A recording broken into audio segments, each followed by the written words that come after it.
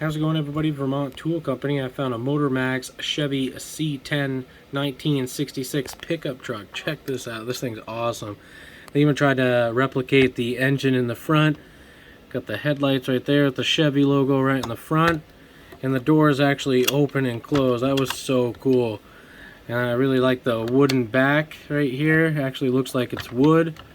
And then on the back of the truck we have the Chevy with the Florida license plate. That's awesome. I wanted to show you guys the inside of this. I got a little light right here. Look at that. That's so cool. Look at the steering wheel.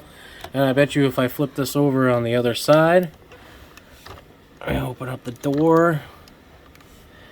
That's so cool. And right on the side it does say custom right there if I was to take the light off. Oh, custom logo right there. And little paint chips on the front on the hood, but the hood opens and closes, and I was really just struck by finding this today, and I had to pick it up. So there it is, a 1966 C10 Chevy pickup truck.